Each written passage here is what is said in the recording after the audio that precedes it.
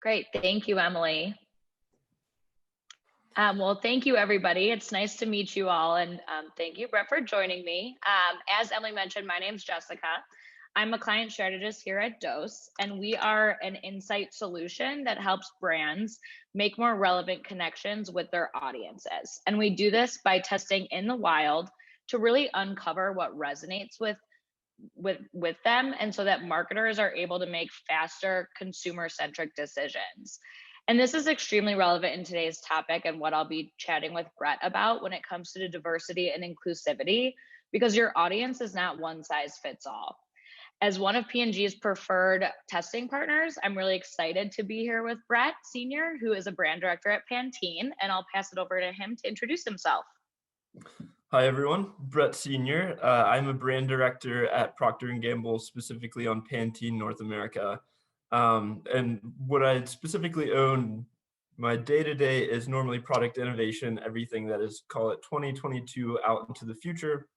And then what I'm also responsible for in this role is the implementation of our responsible beauty platform and integrating into Pantene. And our responsible beauty platform spans everything from sustainability and ingredient transparency all the way to DEI. And specifically within that, I own our LGBTQ platform for the brand. Great. Thank you for that, Bret. So we're going to get started with our conversation. I see a few questions already here in the Q&A, so we'll save the last 10 minutes for that. But Bret, I mean, thank you for the overview of your role. Pantene has been around since 1945, and so this space looks drastically different than it did, obviously, 75 years ago. How, in your opinion, has Pantene's marketing evolved to be more diversive and inclusive in the last, 75 years? Yeah, totally. So I can start with P&G overall. In our history as a company, we're super old, have been around since the 1800s. In the early 90s, there was a groundswell of LGBTQ and queer employees that formed an organization called Gable that still is around today, and it's our LGBTQ affinity group. This was going on in the early 90s when there was a lot of contention around the LGBTQ community, both in Cincinnati, a city that just passed what was Article 12 in 1993 that forbade any law protecting LGBTQ people. So it was a really contentious time for this group to be forming, but they got enough traction that they were able to include the words sexual orientation in our equality employment opportunity statement, really starting to make way for rights within just P&G as a company. Fast forward a few decades, we recently released a documentary called Out of the Shadows that talks about that moment in time and that kind of upswelling of queer employees. And although we were building things like that into our community statements at a high level and across the company, there was still a lot of homophobia, transphobia, just general non-acceptance of the community. So we went from that moment in time to where we are today, speaking about that, and also having a score of 100 on HRC's Corporate Quality Index. So we've made quite big strides internally over the past couple of decades. And when you look at how this manifests on a global scale, in Cincinnati, it means that we can come to work as our full selves, be ourselves authentically, either in the way that we wear makeup or cut our hair or wear clothes or present ourselves in mannerisms or the ideas and background that we bring. But it varies across, because we're a global company. It means different things. So if you're looking at Poland, a company, or a country that has had a lot of spikes in anti-LGBTQ legislation and violent crimes, it means P&G offices have become a literal safe space away from physical violence for queer employees. Or if you look at countries where we have offices like Saudi Arabia, where it's illegal to be queer or LGBTQ, if anything, it's validating that people can work for a company that sees and recognizes people as queer. So all of that to say, what you're doing internally really, really matters. And to successfully do it for your consumers, you have to do it for your employees first.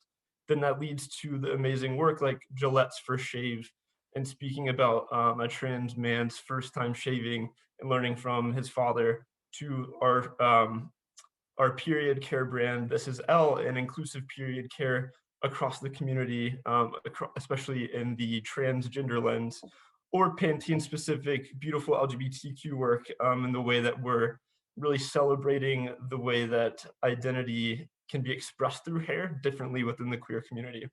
And then all of these culminations of brilliant strategy and insights and creativity that you unlock when you create this psychological safety for your underrepresented or marginalized employees really starts to brew, and you get really amazing work once you started it at home. Definitely. No, I mean, that is great insight. And I think, you touching on how it starts with internal in the organization, with how then it translates to your audiences and consumers is just, a great conversation to have. And if you, from being, really in this organization within P&G and Pantene and working on the brand side, if you had to identify maybe the most single impactful thing a brand can do to ensure diversity and inclusivity in its marketing, what would that, single most impactful thing be? I would say that you really have to build it into the DNA of your brand. And you have to lead with your consumer when you get into when you're dealing with and trying to speak to and resonate with communities like the LGBTQ community, but it also goes for other marginalized and underrepresented groups. And I Definitely. can, yeah, and I can give an example of how it sort of evolved across Pantene, if that. That would be very helpful, I think. Yes, that'd be great. Awesome. Thank you. Yeah, so our first campaign was in June of 2019. We in our agency, Gray, came across the insight of 60% of LGBTQ people change their hair when they're coming out as queer. And that Wow. was something that we wanted to celebrate, especially with Pride Month coming up.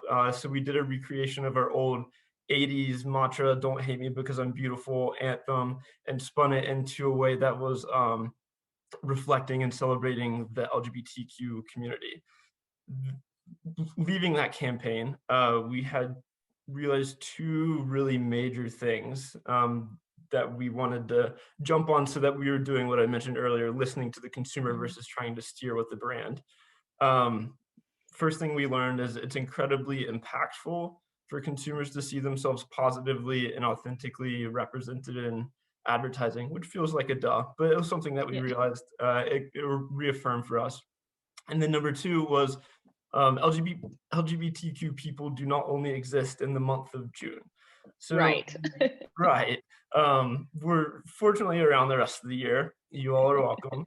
Yeah. So we we spent a handful of our time thinking through our ongoing strategy and again how to tie this into the DNA of the brand and do it for real ongoing. Mhm. Um, so in the end, our objective was to reflect the LGBTQ consumers authentically and beautiful, and also be a force for good, which you'll hear a lot from P&G, by finding a way to be an ally for the community, as opposed to being tokenistic or rainbow Yep. washing, sometimes what brands can fall trapped to in execution. So the first objective, showing people authentically and beautiful in advertising, really came from a lot of learnings in partnership with GLAAD about the huge impact that positive representation in media has for consumers. Um, the latter objective about being an ally for the community really came from a stat that I think it's 72% of queer people think the way they're being represented in advertising is tokenistic. Mhm. That's really bad. Um, Right. Yes. yeah, and so we took that and asked ourselves, okay, how can we actually benefit the LGBTQ community beyond representation, knowing that the community's already achieved so many things on its own. So to do that, we we wanted to make our work more LGBTQ centric, but not only speaking to LGBTQ audiences. So to do that, we have this idea of the movable middle in our strategy, and we use the Riddle scale. It's a measurement of LGBTQ acceptance.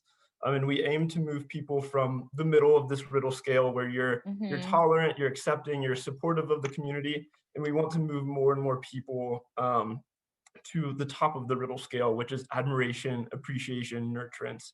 And that's how we see ourselves as a brand, trying to be an ally for the community through beyond representation and ads, which we do as well and is important, but we can go a mile further. Um, so Definitely. yeah, we've learned a ton over just the past couple of years, past couple of months, and like I said earlier, biggest takeaway is listen to your consumers, actually hear them, um, not lead with your brand, and the rest of the magic will follow that. Definitely. No, I love that. I love everything you said, and kind of in tying into that and how you said a lot of, the community feels like they're being marketed to in a tokenistic way, which is not positive and doesn't, resonate. And in order to be really impactful as a brand, you have to be able to authentically connect with these different consumer groups. And I feel when we've seen a lot of brands really struggle to play a role in that conversation. And I know, in my time here at Dose, we've helped P&G and different facets and brands do this all the time, is to find that authentic way into these spaces and communities. And I know you've touched on a lot of the work that you've done. What have you also found as the best way to learn about these diverse consumers and, what messaging really works for them? So, fortunately, we have a lot of queer people internally at P&G, like I mentioned, whether it's on our team, via our agencies, or through Gable.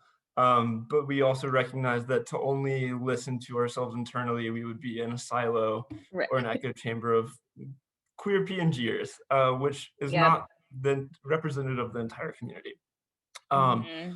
so because our platform is always on, we're always doing social listening and engaging with consumers, whether it's on Instagram or Facebook, and listening to what they're saying to us directly, or how they're responding to different messages we've paid to put out there. Or we'll sift through articles that are published about Pantene and our work and see how people are reacting, generally where it's not so targeted to the brand, and see what they think about it. So there's been a handful of ways in, and then lately we've been virtually interviewing consumers to understand what they think about the work. So we'll Yep. ask them non-branded, sort of anonymous type questions, just to understand how they feel about brands and companies playing in this space, to being open and saying, hey, we're Pantene. This is some of the work that Right. we've put out there. Not sure if you've seen it, and watch them react to it. So we've done a lot of that to understand, like, is it resonating? Are we improving over time? Are we getting better? Are we actually Right. accomplishing our goals of, representing them accurately, making the community feel beautiful, being an actual ally, um, doing what we want to do? Definitely. No, that's great. Have you seen, I know you said that you have approached it in branded versus non-branded ways, anonymously. Have you seen a big difference in how people react between those two? Um, I think you always do a little bit, at least in the Yep. interviews. Yep. People, when you're like talking to someone directly, they tend to be a little bit more generous and kind. Um, but that said, like, that's why we do a little bit of both. And I think Mhm. generally people are resonating really well with the messages, and it's improving over time as we get into more niche but poignant insights. Um, but yeah, I think there's always that little bit of a distinction. People will let it rip when it Yep. seems like it's anonymous. Right, right. Definitely people feel a little safer. Um, Definitely. Great. Well, would definitely love to hear, a specific campaign example brought to life. I know you've mentioned a couple, but maybe some pivotal campaigns that have been key to your learnings when it comes to, spearheading this initiative. Totally. I'll give you one that is super top of mind, and just happened, Okay. and really was a pressure test for how much do we believe in our own strategy as the right thing? Um, Right. and so recently, back in November, we started a new iteration of our campaign called Family is Beautiful LGBTQ. And this was based off the insight that LGBTQ families are 7 times more likely to adopt, as well as the insight that hair and physically doing hair and having a hair routine with your child is one of the most critical ways that you can bond with your child. And so, Right. put two and two together, doing hair for LGBTQ families can be a really, really great way to bond with a child. So we've been featuring different LGBTQ parents and their adopted kids, and really talking about, their process of adoption, and different parts of their life that they feel like are really important to get out into the world, and also how hair has been integral to them growing as a family and becoming close every time. Um, Yep. so we had one activation in March. It was for Trans Day of Visibility. We featured an awesome lesbian couple and their trans daughter Sawyer. And we put this message out Hmm. there, and Sawyer was really the star of the show. She was speaking to, how she wanted to grow her hair out and wear dresses, and be a cheerleader, and some of these things that she believes resonates with being a girl, and she eventually identified as a trans girl. And she's a rock star. She's so cool. And so we released this Hmm. story because we thought it was super, super inspiring. And within a couple of days, we didn't get much buzz, um, which can happen sometimes. And then Right. out of nowhere, it felt like overnight, Twitter trolls came to our attention because we had posted it on Twitter as well. And so it just took off in a really, really negative way, Got it. where people were retweeting, quoting, etc., saying that the parents should be arrested, that trans children aren't real, these horrific, Hmm. like homophobic, transphobic, hateful things. And our number one concern was the safety of the family, and like, are they okay? Do they realize what's going on? And we checked in with Right. them, and they told us this isn't the first time that they've dealt with something like this. They deal with it, unfortunately, very often, which is why they tend to stay off social media personally. But they supported us in doubling down on our message of transphobia, like, has no place uh, in Pantene's feed, in our communications. Um, and so we said that publicly. Um, Right. Even though we were up against alt-right Twitter trolls and having Hmm. crazy articles spun out against us. But we felt it was important to, again, be the ally that we say we are. Um, Right. and it was crazy that then created another spark that took off. And the amount of earned and consumer attention that came from that, just simply doubling down in your strategy and your support of the LGBTQ community and consumer, made it one of our most successful campaigns to date, just in the amount of positive reach and impressions that it got. Um, so I think that's one of it's one of our biggest successes and one of our biggest learnings, that Right. you can't back down from your strategy nor your values and beliefs that are ingrained in that, because consumers are going to see if you're truly an ally or if you're just another performative brand. So this was a really, really pivotal, I can't speak, you know what I'm saying, moment back in March for us.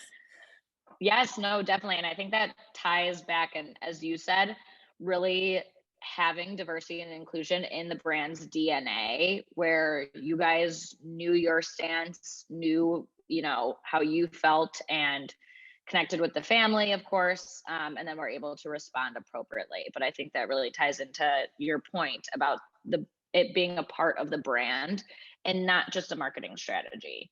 Um, so I think that's amazing. And then I know that you have also within Pantene, and I'm sure also, the greater organization of P&G, have addressed topics by partnering with nonprofit organizations. Could you expand how a few of these partnerships have impacted your initiatives? Totally.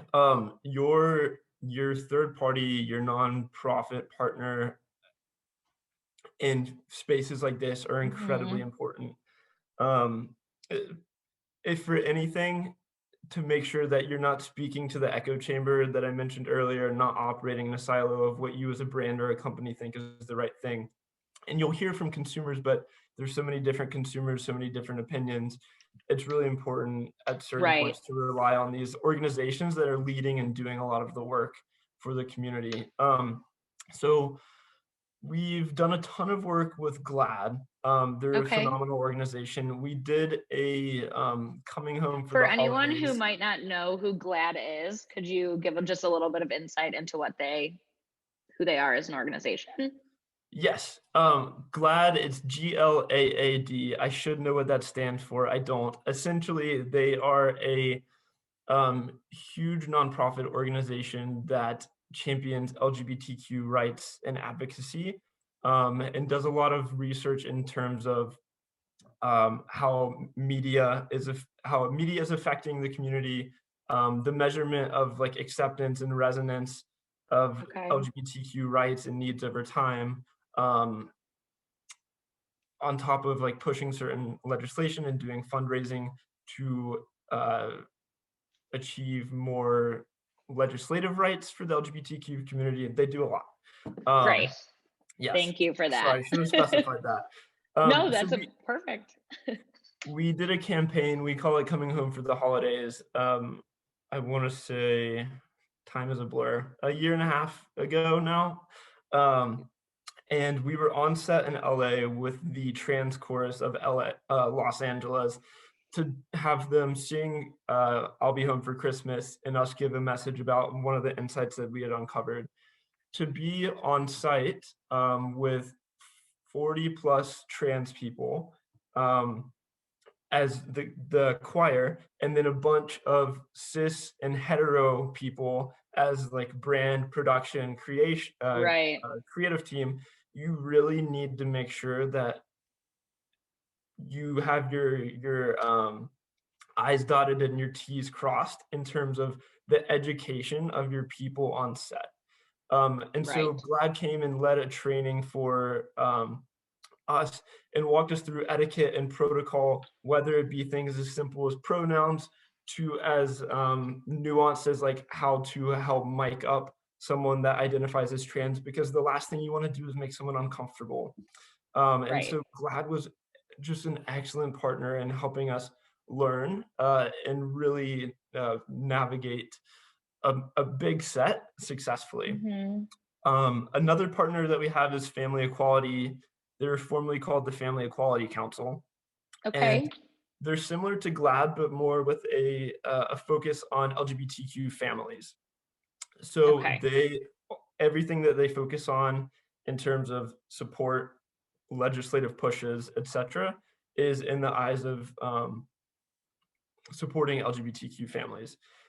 So, like I mentioned, we've been working with them for the Family as LGBTQ campaign that we're leading, and they were critical from the beginning. They actually brought us the Hmm. insight of the LGBTQ families are 7 times more likely to adopt, and so they've been great partners from the very beginning of just making the work that much more resonant, that much more impactful, getting that much more reach with the right audiences.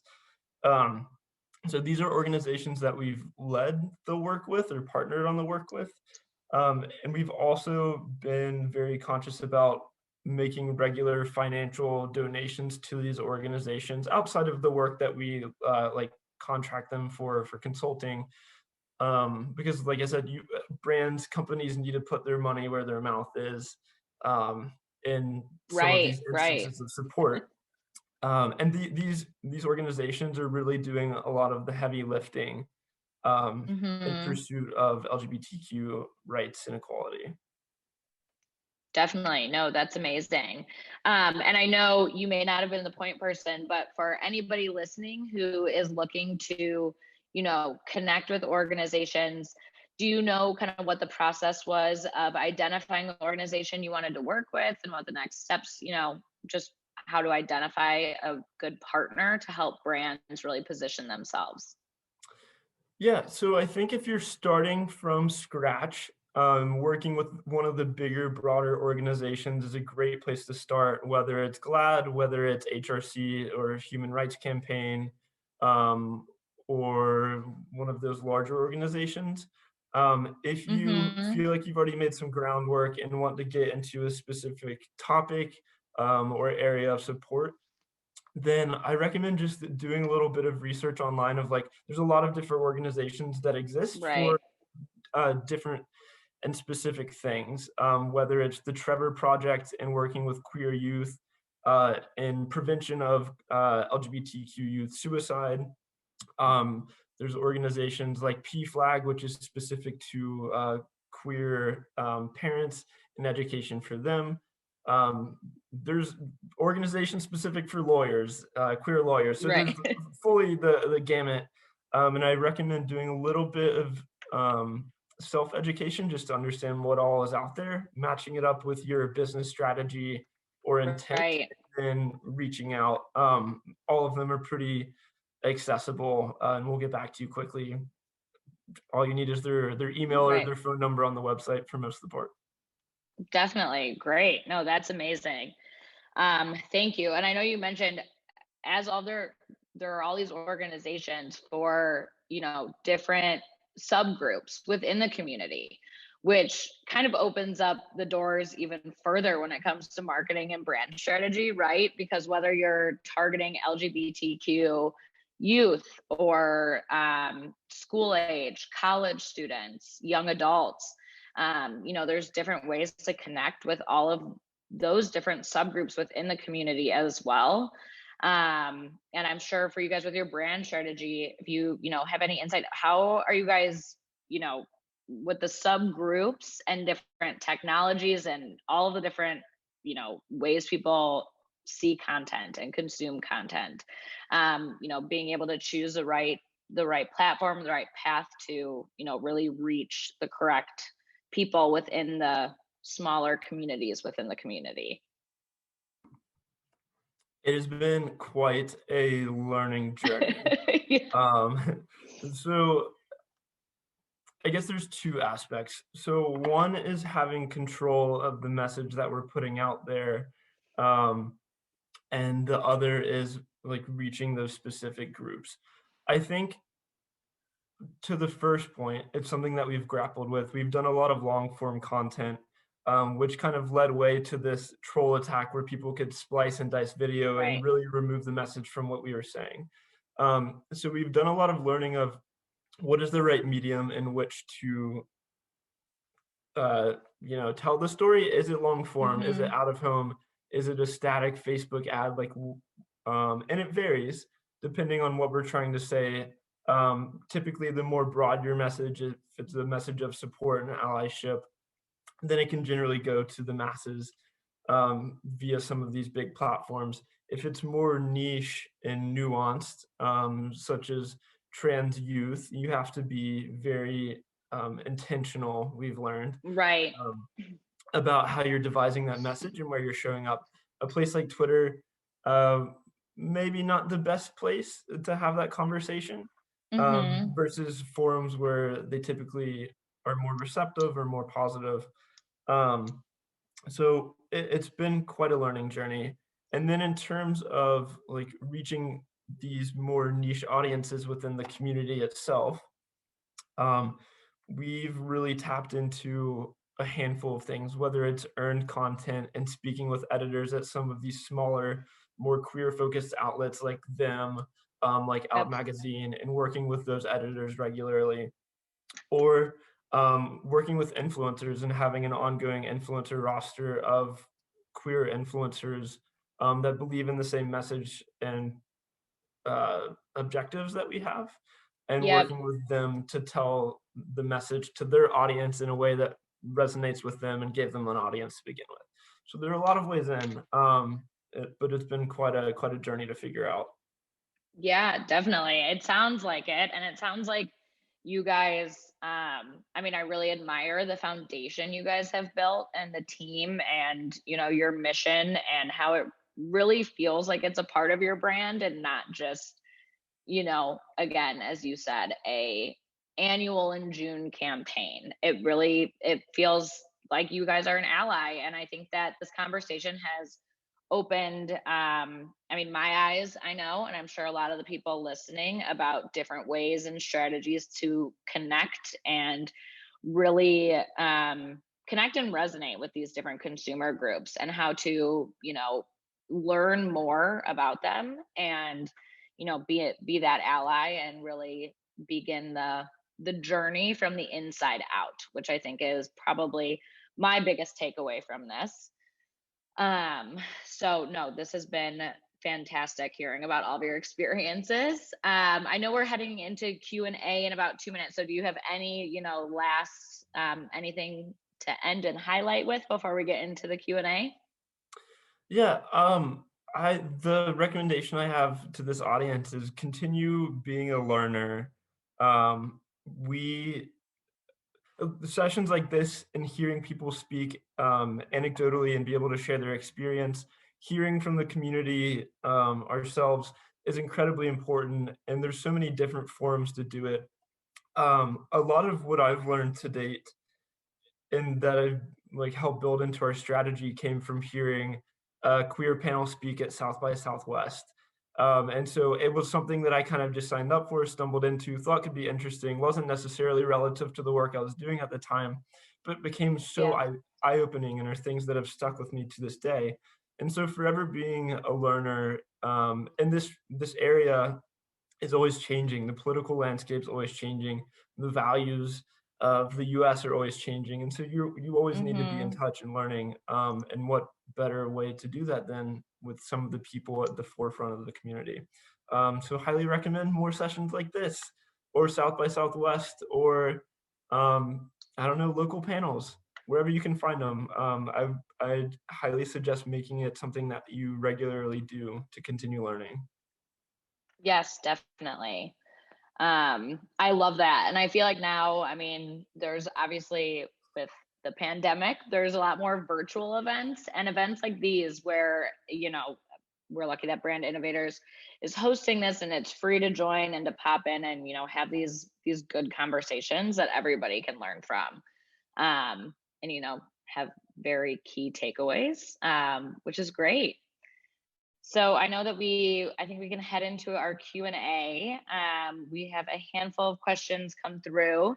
So the first is, what innovations and technologies are you utilizing to execute your strategies? And have these changed since the pandemic began? It's a great question. Um, so they have changed a lot. Um, uh, I can speak to a couple different pieces. So one, in terms of like insight gathering and mining, Mm-hmm. that is changed, but it's not necessarily. It's more building upon itself. So everything that I mentioned at the beginning, like doing social listening, um, digging through articles, digging through the YouTube comments when it's not so horrible, or like great ways to learn and quickly keep yourself in touch with how people are resonating, to the consumer interviews and actually working with people and having them react to your work, or spill the beans on what Right. they think. Um, in terms of like actual technologies, we have been across all of the social media platforms. So Facebook, Twitter, Instagram, Pinterest have been some places where we show up.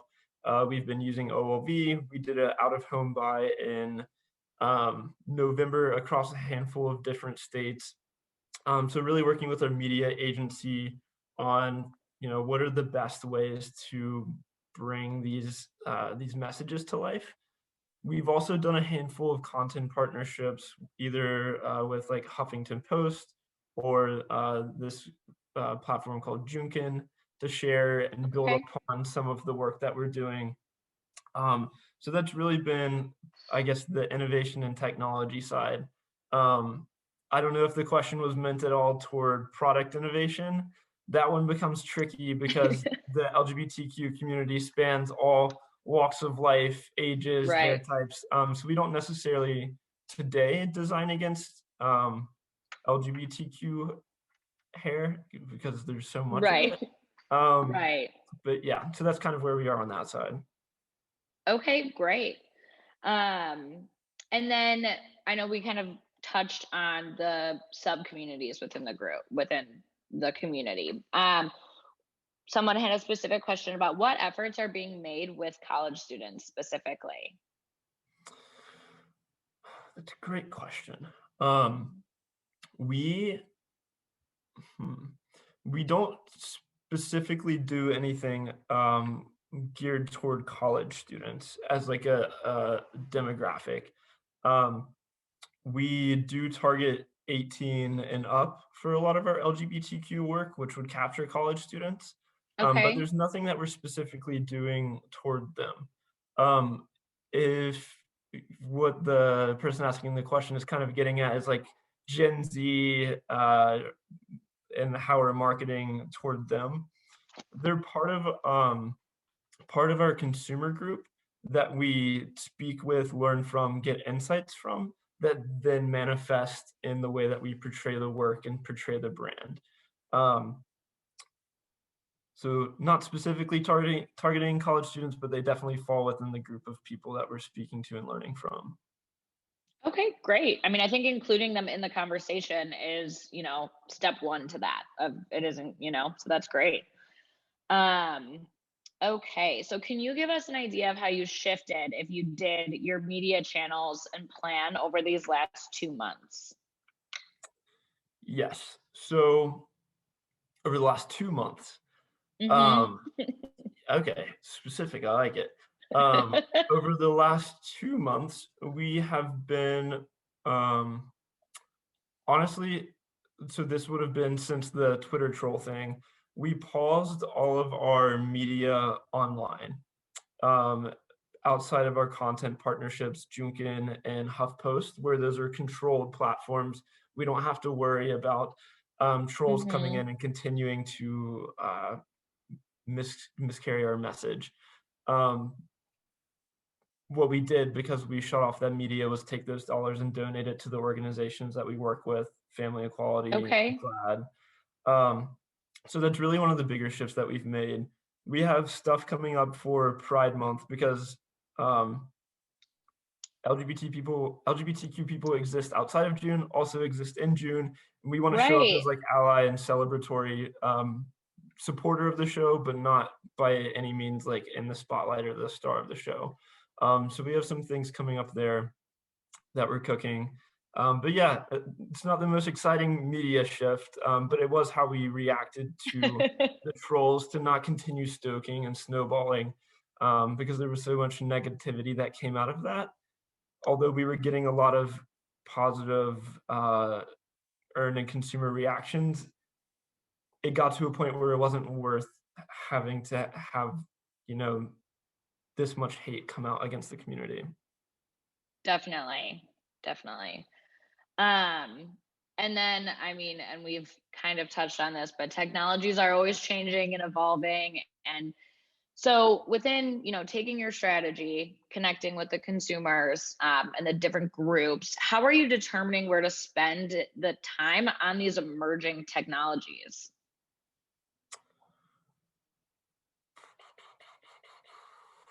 I'm thinking. Um, it's a lot of trial by error, success, Hmm. and I guess at the beginning we spread ourselves thin across multiple things, multiple Yep. platforms, just to see uh, where people would bite and be most interested and most engaged. I guess it's tricky. We've had a lot of long form content, and so we've tried to focus on platforms where people are giving more attention.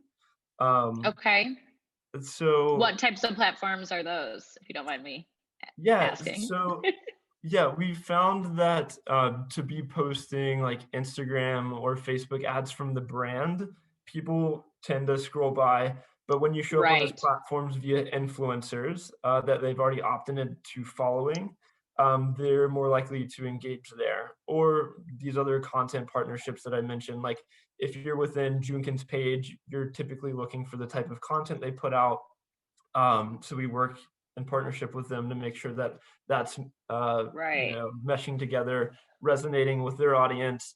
Huffington Post being a website, being able to track so much within their like .com space, um, has been a great learning space because it's been um, always on the past couple of months.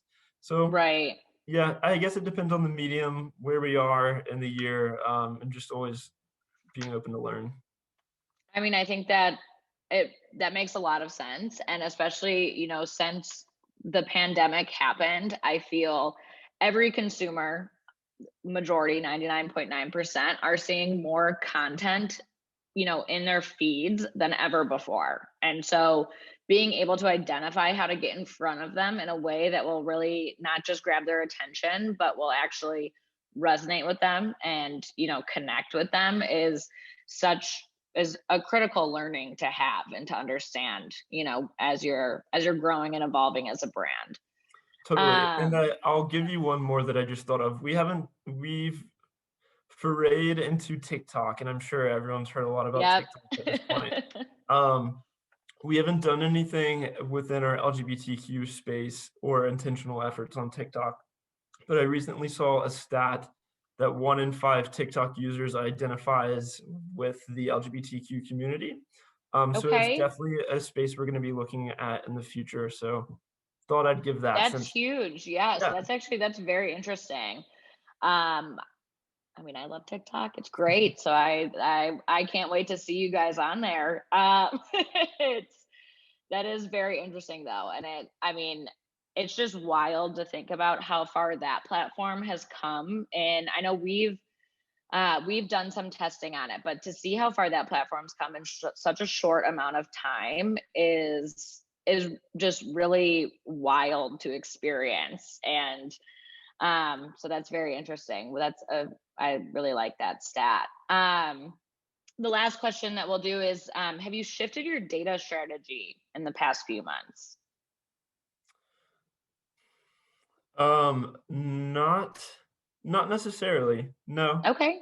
Our media strategy, like I mentioned, it has shifted. In terms of our data strategy, um, not beyond being more and more inclusive and bringing more and more LGBTQ people into our consumer research outside of what we're doing within this Yeah, LGBTQ platform as we're learning um, just general consumer research and planning for our next wave of new products. We're more intentional about bringing those consumers along and making sure that they have spots at the table. Uh, definitely. No, I mean, everything you've said and that we've talked about has been so interesting and energizing. This conversation has, I mean, opened my eyes to a lot of different new opportunities and just new information and, where to start with these conversations. So it's been great. And I know that everyone that's joined us today is obviously interested in joining this conversation and making the change in the right, who are thoughtfully innovating in this space. And so I'm excited to keep the conversation going with, how Dose can possibly support any efforts and goals and how we can just keep this conversation alive because it's an important one. So I really appreciate, Bret, all of your great insight. It was great to speak with you again, and everyone for joining us. awesome. Thank you guys for having me. Thank you. Thank you both so much. Really appreciate you kicking us off today, and we hope to have you back Yeah. again soon. Yes, thank you. Thanks.